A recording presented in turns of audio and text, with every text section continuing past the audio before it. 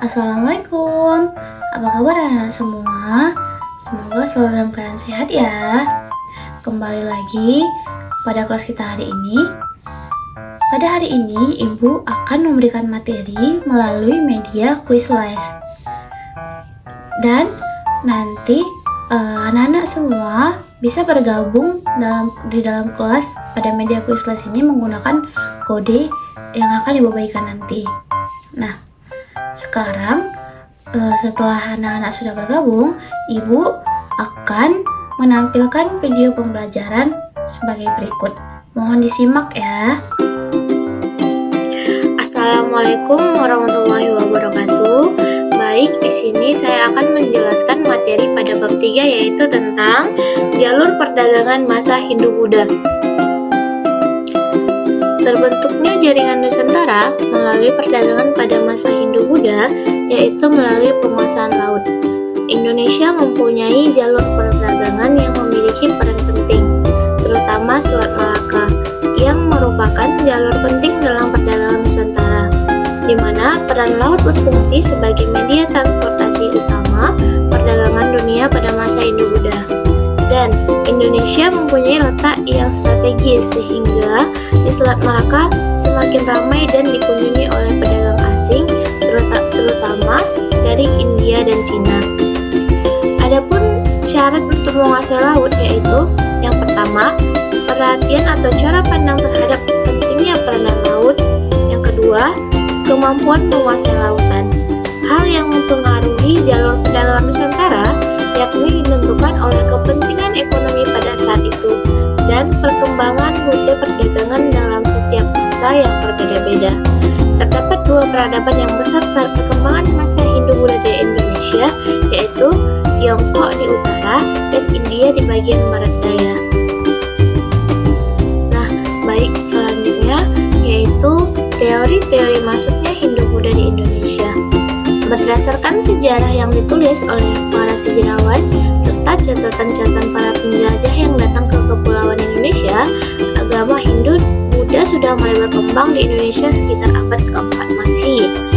Nah, periode ini juga dikenal dengan masa aksara di Indonesia. Kemudian, perkembangan kebudayaan Hindu-Buddha Indonesia sering juga dikenal dengan istilah Indianisasi, yang mana istilah ini digunakan untuk menunjukkan pengaruh besar agama Hindu-Buddha yang tumbuh di wilayah bagian Asia Selatan. Nah, kemudian teori-teorinya adalah yang pertama ada teori Brahmana. Teori Brahmana ini didukung oleh Van Leer, Bosch, dan Majumdar, dan hanya kaum Brahmana lah yang dapat membaca dan menafsirkan kitab Weda. Hal inilah yang melandasi teori Van Leer, jadi kaum Brahmana lah yang membawa ajaran Hindu ke Indonesia. Yang kedua yaitu ada teori kesatria. Teori ini didukung oleh Bosch dan Moynes. Berkembangnya karya sastra di masa itu yang sebagian besar mengadopsi peran kesatria yang berasal dari India yang diceritakan dalam karya sastra menjadi dasar bagi Bosch dan Moynes mengungkapkan teori ini.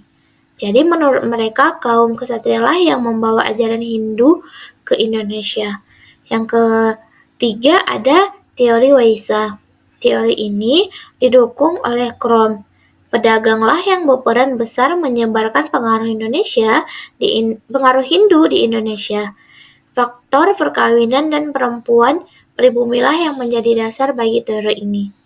Kemudian teori yang terakhir yaitu teori arus balik, yang mana teori ini melibatkan peran serta rakyat Indonesia yang didukung oleh M. Yamin.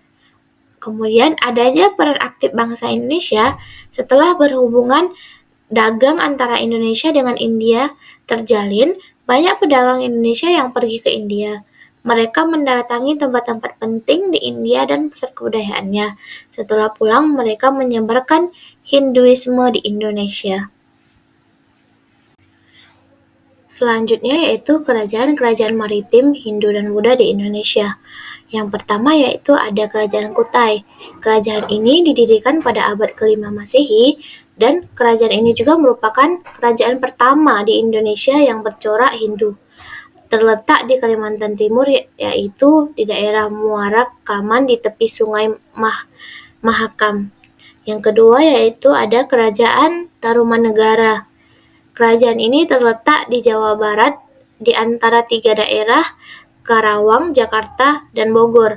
Kerajaan ini berdiri hampir bersamaan dengan Kerajaan Kutai pada abad ke-4 dan ke-5 Masehi.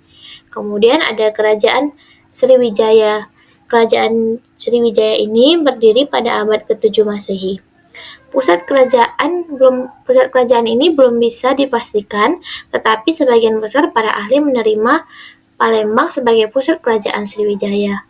Yang kemudian ada Kerajaan Mataram Hindu atau Mataram kuno di Jawa Tengah. Wilayah kerajaan ini yaitu meliputi daerah Jawa bagian barat, bagian timur, tengah, dan Yogyakarta sekarang. Ibu kota kerajaan ini secara tepat belum dapat dipastikan. Ada yang menyebut Medang di Puah Pitu, Ri Medang, Ri Bumi Mataram. Daerah yang dimaksud belum jelas, kemungkinan besar di daerah Kedu sampai sekitar Prambanan. Kemudian ada Kerajaan Majapahit. Kerajaan ini berdiri pada 1293. Pusat pemerintahan ini yaitu di daerah Mojokerto, Jawa Timur, dengan wilayahnya mencakup hampir semua wilayah kepulauan di Nusantara. Kemudian yaitu sistem politik dan pemerintahan kerajaan-kerajaan Hindu-Buddha di Indonesia. Sistem politik dan pemerintahan kerajaan-kerajaan Hindu-Buddha di Indonesia ialah menggabungkan pengaruh tradisi India dengan budaya lokal, di mana raja memiliki peran sentral sebagai pemimpin politik dan spiritual, didukung oleh struktur pemerintah yang terorganisir, dan konsep mendalam menjadi dasar pola kekuasaan dengan pusat kerajaan yang kuat dan daerah taklukan yang memberikan upeti. Kemudian, hukum dan administrasi berakar pada ajaran Hindu-Buddha, sementara militer berfungsi untuk menjaga stabilitas dan memperluas wilayah. Sistem ini tidak hanya mencerminkan adaptasi budaya, tetapi juga menunjukkan kemampuan kerajaan-kerajaan di Nusantara dalam membangun peradaban yang kompleks dan berpengaruh pada zamannya. Selanjutnya ialah terbentuknya jaringan perdagangan Nusantara. Jaringan Nusantara terbentuk melalui jalur perdagangan sejak abad ke-5.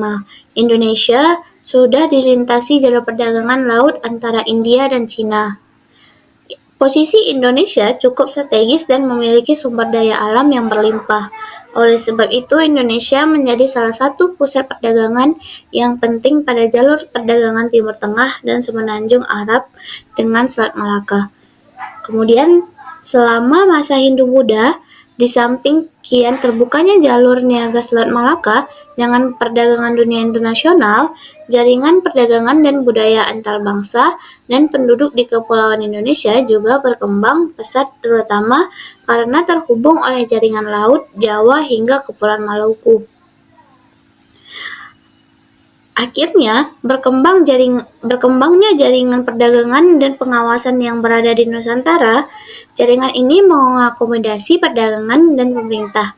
Hubungan pemerintah terjadi berupa hubungan saling menguntungkan, keuntungan penguasa pusat mendapat pengakuan sebagai penguasa, pajak dan upeti yang masuk ke kerajaan, dan suplai barang dagangan yang diperlukan untuk meramaikan pelabuhan dalam perdagangan internasional. Sekian penjelasan dari saya, semoga dapat dimengerti dan memberikan wawasan yang baru bagi teman-teman sekalian. Saya akhiri, wassalamualaikum warahmatullahi wabarakatuh. Nah, setelah kalian menyaksikan video yang sudah Ibu berikan, Ibu mau kalian mengerjakan kuis yang sudah Ibu sediakan di dalam media Quizlist. Sebagai berikut.